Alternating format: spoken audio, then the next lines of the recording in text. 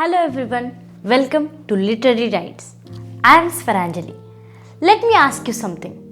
When you speak or write in English, have you ever wondered why some words name things, some show actions, and some describe qualities? Today we are going to explore the foundation of English grammar. It's called the parts of speech. This is where your journey towards mastering English truly begins. Understanding this will transform how you read, write, and communicate. Let's begin. Parts of speech are the categories we use to classify every word in the English language. We classify them based on their functions in a sentence. Think of it this way. Just as every player on a cricket team has a specific role like batsman, bowler, wicket-keeper, every word in a sentence has a specific job to perform.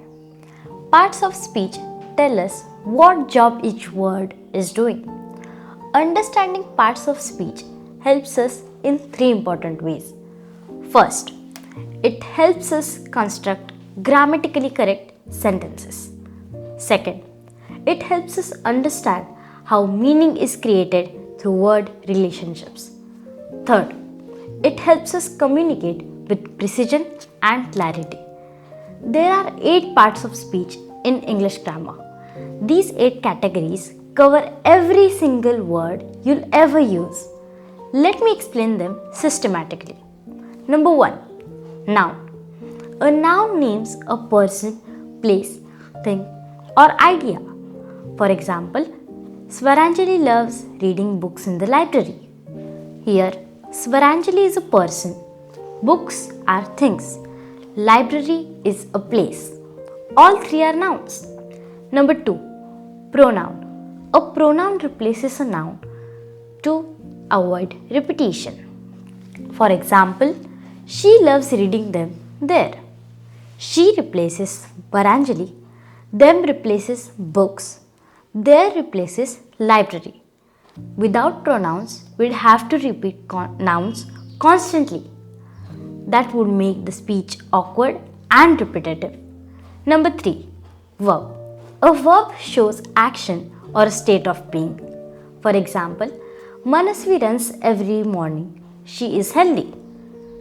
Run shows action. Is shows a state of being. Verbs are the heart of every sentence. They tell us what is happening. Number 4. Adjective. An adjective describes or modifies a noun or a pronoun. For example, the intelligent student solved the difficult problem. Intelligent describes the student. Difficult describes the problem. Adjectives add color, detail, and precision to our language. Number 5. Adverb. An adverb modifies a verb, adjective, or another adverb. It often tells us how, when, where, or to what extent. For example, she speaks very confidently. Very modifies the adverb confidently. Confidently modifies the verb speaks.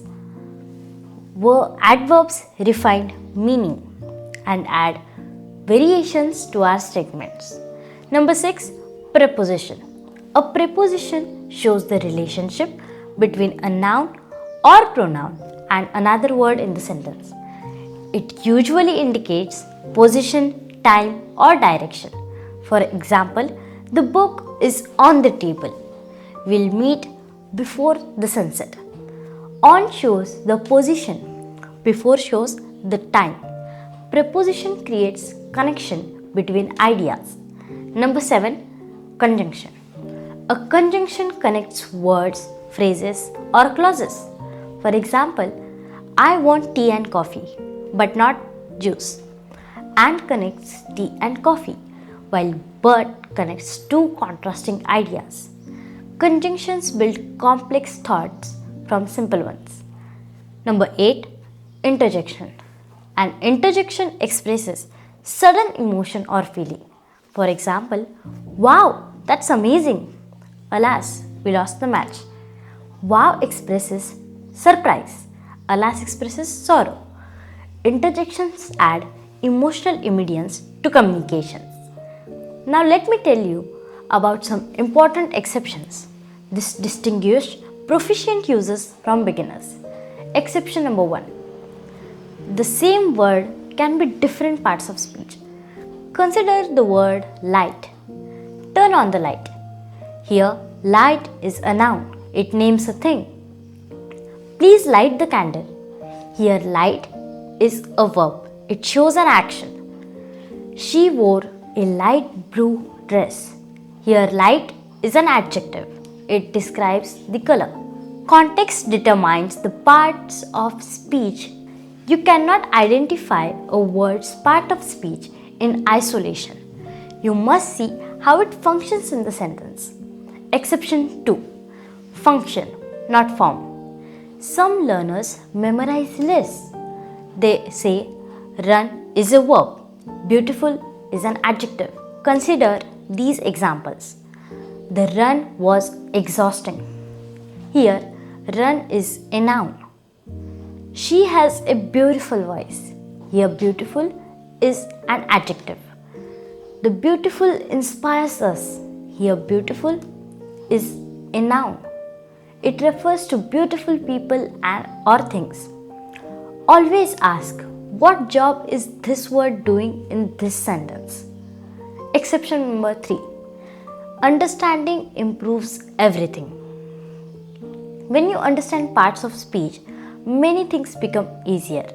You can analyze complex sentences. You learn new vocabulary faster because you understand word functions. You avoid grammatical errors. You can self-correct your writing. This is why parts of speech is not just grammar theory. It's a practical tool for language mastery. Now let's look at some common errors in formal contexts. In academic and professional writings, I frequently observe these mistakes. Error number 1. Confusing adjectives and adverbs. The wrong sentence is, she speaks English very good. But the correct one is, she speaks English very well. Why does this matter? Good is an adjective that describes noun. Well is an adverb that describes verb.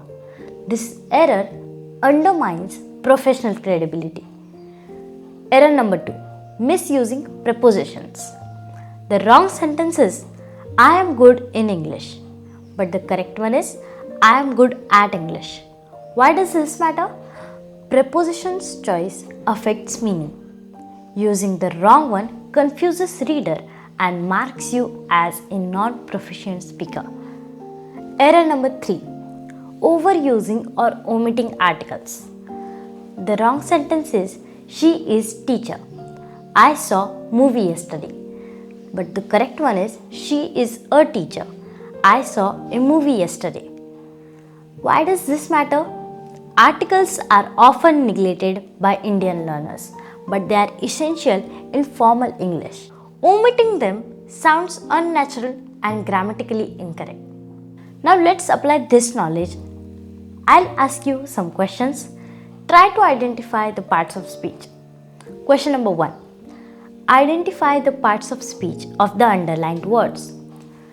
The quick brown fox jumps over the lazy dog.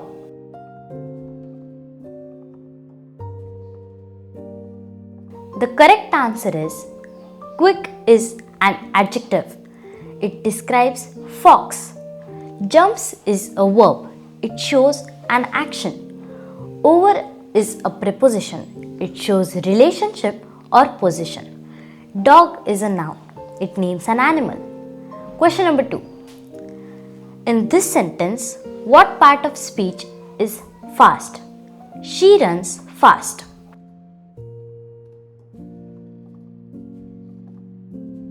Fast is an adverb. It modifies the verb runs by telling us how she runs. Question number 3. Identify all 8 parts of speech in this sentence. Wow! She and I carefully studied grammar before the exam.